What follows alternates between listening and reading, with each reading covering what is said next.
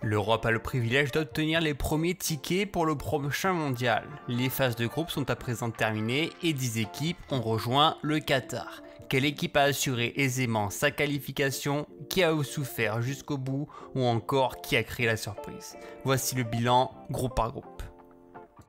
Le Portugal avait son destin entre ses mains avec un match d'avance et des points en plus par rapport à la Serbie. Pourtant, la Seleção a subi un déplacement difficile dans l'antre de Dublin avec un match nul 0-0. Un résultat peu confortant, notamment dans la qualité de jeu, mais qui permet quand même aux hommes de Santos de rester en tête avant de recevoir la Serbie. Et au cours de ce match, malgré l'ouverture rapide du score, les Portugais vont lâcher du lest et subir des assauts à répétition serbes jusqu'à un long centre au deuxième poteau pour une tête miraculeuse de Mitrovic à la 92e minute. La Serbie exulte, le Portugal pleure. Cristiano Ronaldo et compagnie vont devoir retrouver les barrages comme en 2013. À l'image du Portugal, la Suède s'est complètement ratée dans ce groupe B. D'abord une défaite surprise contre la Géorgie, dernier du groupe, puis le match décisif contre l'Espagne qui n'a rien donné avec un but de Morata en fin de match. La pression était trop grande pour les partenaires de Lindelof. Quant à l'aurora de Luis Enrique, ils réussissent le coup parfait. Et la génération dorée de Pedri, Gavi ou encore Ansu Fati va pouvoir grandir davantage avec la plus belle des compétitions mondiales. Énorme stupéfaction dans ce groupe C où les champions d'Europe en titre italien se sont mis en difficulté eux-mêmes.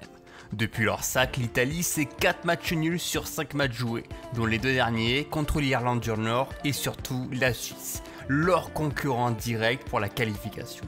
Dans ce match unique, le jeu italien était méconnaissable des joueurs sous pression avec l'image de 2017 qui hante encore beaucoup de têtes.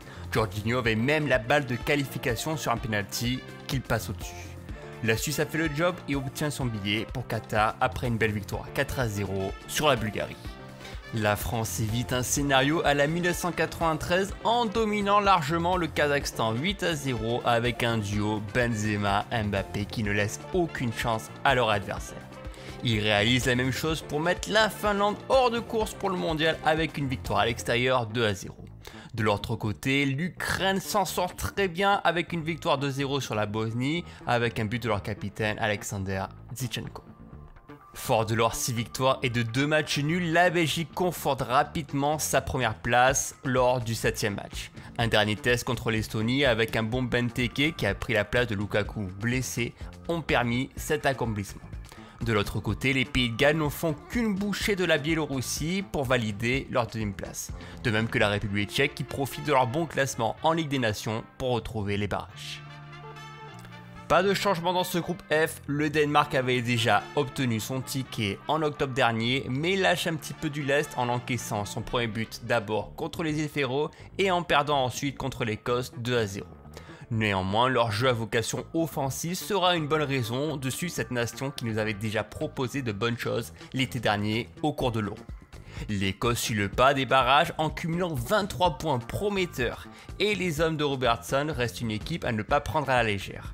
Enfin, malgré une 4e place décevante en groupe, l'Autriche sera bel et bien la 12e équipe qualifiée pour les barrages de par son classement récent en Ligue des Nations. Ce fut compliqué jusqu'au dernier match, puisqu'aussi bien la Norvège, les Pays-Bas ou la Turquie pouvaient prétendre à cette place directement qualificative pour le prochain mondial. Les Pays-Bas se font même peur avec un premier match nul de partout contre la modeste Monténégro, mais parvient à se rattraper lors du match décisif contre la Norvège où ils mettent 2-0 dans les 5 dernières minutes de jeu avec un but de Memphis Depay. De l'autre côté, la Turquie est allée chercher 6 points décisifs, d'abord contre Gibraltar, puis ensuite contre le Monténégro pour enfin acquérir cette deuxième place tant importante. Au cours du match choc entre la Russie et la Croatie, ces derniers ont longtemps poussé devant le but de Safonov. Beaucoup de frustration dans les frappes et peu d'actions fringantes. Il faut alors attendre la 83e minute sur un centre non dangereux des Croates, mais une mauvaise récupération de Kudashov qui trompe son propre gardien. L'Angleterre écrase toute concurrence dans ce groupe et poursuit même son efficacité offensive avec un nouveau triplé de Harry Kane. De bon augure pour les derniers finalistes de l'Euro qui continuent d'affiner leur stratégie à une année du mondial au Qatar. De l'autre côté, la Pologne prend logiquement la deuxième place devant l'Albanie ou encore la Hongrie. On attend quand même beaucoup plus des partenaires de Robert Lewandowski pour obtenir son billet pour Qatar, où les phases de barrage vont être compliquées.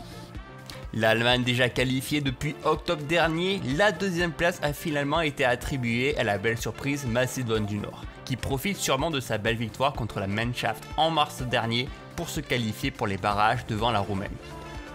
Les matchs de barrage se joueront donc en mars prochain. Voici les 12 équipes qui s'affronteront dans 3 mini-tournois de 4 équipes avec un système demi-finale puis finale. Parmi les favoris, on retrouve le Portugal, l'Italie, la Suède ou encore la Pologne. Dans une des qualifications les plus compliquées à obtenir, il ne reste plus que 10 équipes pour 5 places au total. Les meilleures nations africaines se rencontreront en match de barrage en mars prochain. D'ici là, qui a réussi à obtenir son billet pour le deuxième tour de qualification? Qui va créer la surprise? Voyons cela ensemble. Dans le groupe A, la qualification n'était pas aussi évidente qu'il n'y paraissait pour l'Algérie, qui voyait souvent le Burkina Faso revenir à quelques points derrière. Le match décisif entre ces deux nations a finalement été favorable au Fennec avec ce match nul de partout et avec un super Belaïli qui a ébloui sur son côté gauche. Les étalons du Burkina Faso auront réussi un parcours honorable et pourront poser des problèmes lors de la prochaine CAN en janvier. La Tunisie a décidé de se créer des problèmes jusqu'au bout, avec une défaite étonnante contre la Guinée équatoriale. Leur opposant direct pour la qualification a tenté tant bien que mal de poser des difficultés aux Aigles de Carthage, mais le dernier match de groupe a donné raison aux Tunisiens avec une belle victoire sur la Zambie, 3-1, assurant alors directement son ticket pour les barrages en mars prochain. Pas de surprise dans ce groupe, la logique a été respectée avec le Nigeria qui a pris le meilleur sur le Cap-Vert en faisant match nul un partout lors de leur confrontation directe. Les hommes de Garnet Rock pourront alors retrouver le mondial comme ce fut le cas lors des 2 dernières éditions. Le groupe de la mort a livré son verdict. Entre deux nations favorites à la prochaine CAN, le Cameroun est allé chercher sa qualification grâce à un but de l'homme en forme de l'Olympique Lyonnais, Karl Toko Ekambi. Et grâce aussi au super retour de André Onana dans les cages qui a pu arrêter pas mal de tirs adverses. Les Ivoiriens peuvent nourrir des regrets, eux qui avaient la première place en main, avec notamment la victoire au match aller 2-1.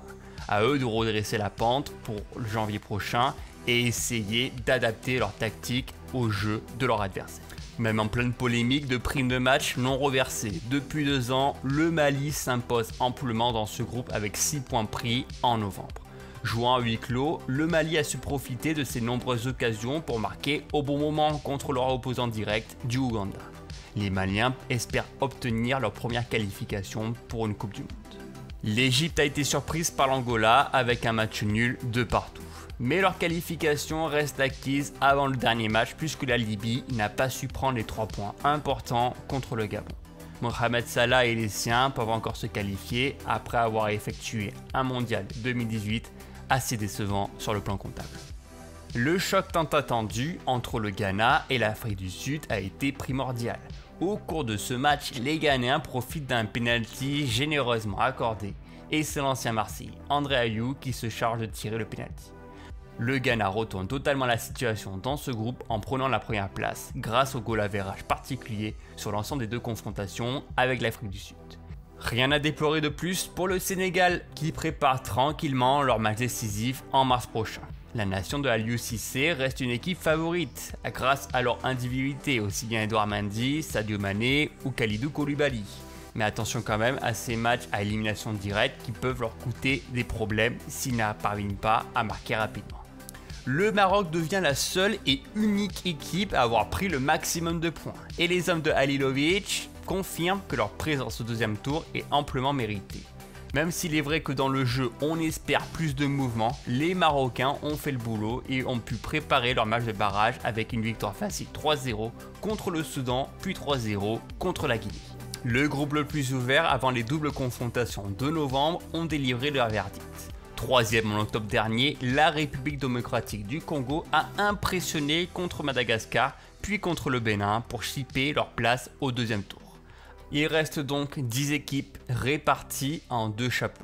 2 confrontations aller-retour qui promettront des duels intéressants en tout point. Difficile à l'heure actuelle de distinguer une équipe plus faible qu'une autre. Tout le monde a ses chances. Les qualifications en zone asiatique se poursuivent avec 6 équipes, déjà bien parties pour récupérer les 4 places attribuées. Et même si tout se terminera en mars, les duels existent toujours et les qualifications ne sont pas encore assurées pour certaines équipes. Dans le groupe A, un duo de tête prend une avance confortable sur leurs opposants. L'Iran, déjà présent lors de la Coupe du Monde 2014 et 2018, est sûrement une des meilleures nations asiatiques du moment et tout proche de valider son ticket avec 10 points d'avance sur le troisième des Émirats Arabes Unis. Juste derrière, la Corée du Sud de Heung-min Son possède 14 points. Ces deux nations sont allées chercher 6 points décisifs avec des victoires 3-0, aussi bien sur l'Irak que sur la Syrie. À moins d'un miracle, les jeux sont déjà faits dans ce groupe A. Dans le groupe B, c'est plus compliqué. L'Arabie Saoudite et l'Australie se sont neutralisés 0-0 et le Japon, qui avait mal débuté leur campagne, revient très bien en battant par 2 fois à l'extérieur le Vietnam puis Oman. Les partenaires de Minamino reviennent même à la 2e place grâce au match nul entre l'Australie et la Chine. Pour rappel, les 2 troisièmes de chaque groupe s'affronteront pour un match de barrage décisif. Dans un groupe de 8 équipes où seuls les 3 premiers obtiennent leur ticket directement pour Qatar, il est vraiment encore difficile de savoir qui sera le grand gagnant. En effet, le Mexique, en tête avant les matchs de novembre, ont dû jouer coup sur coup contre les États-Unis et le Canada. Des matchs dans le froid qui ne se sont pas bien déroulés pour les partenaires de Guillermo Ochoa. Team USA a pris dessus 2-0 grâce à la rentrée décisive de Pulisic. Ensuite, c'est le Canada de Christopher Larin qui pose un mauvais coup sous la neige de Edmonton, 2-1. Les Canadiens avaient également pris le meilleur sur le Costa Rica 1-0 pour chipper définitivement la première place de cette confédération. La belle ascension est aussi celle du Panama, qui a fait preuve de caractère pour remonter un score de 2-0 contre Honduras, puis vaincre le Salvador 2-1. Les hommes Christiansen Tarin sont actuellement 4e au même nombre de points que le Mexique. Au classement, un 4 heures de tête composé des États-Unis, du Canada, du Mexique et du Panama ont pris le dessus. Et les 4 équipes se séparent à seulement 2 points. Le Costa Rica de Keylor Navas est 5e avec 9 points. Il reste quand même encore 18 points à prendre et tout reste encore jouable et rien ne sera décidé avant mars. Et il n'est jamais facile de se qualifier en zone Amérique du Sud. Toutes les équipes sont compétitrices. Les longues distances entre les matchs, le manque de repos, mais aussi les stades à des altitudes élevées. Encore une fois, les 3e et 4e places sont encore loin d'être acquises. Voyons donc ce qui s'est passé au cours de ce mois de novembre. Le Brésil a directement assuré sa qualification contre la Colombie avec un but du Lyonnais Lucas Paqueta. Les hommes de Tite vont profiter du reste de la compétition pour parfaire leur tactique et leur jeu de possession. De l'autre côté, l'Argentine de Di Maria laisse sur le carreau une pauvre équipe du Uruguay. Les gros chocs de cette journée étaient bien attendus, le Argentine-Brésil. Pourtant, comme souvent, la prestation des joueurs était loin d'être au meilleur niveau. Beaucoup d'agressivité et peu d'occasions pour un triste 0-0. C'est une mauvaise image que nous donnent ces deux nations déjà qualifiées pour le prochain mondial. Au classement, la surprenante équipe d'Équateur, l'un des plus jeunes effectifs de la Confédération, prend les 6 points contre le Venezuela et le Chili. De même que le Pérou qui grimpe à la 5e place avec une belle victoire 2-1 sur le Venezuela. L'Uruguay, la Colombie ou encore le Chili, habitués à participer aux Coupes du Monde, ont énormément déçu au cours de ces matchs de novembre.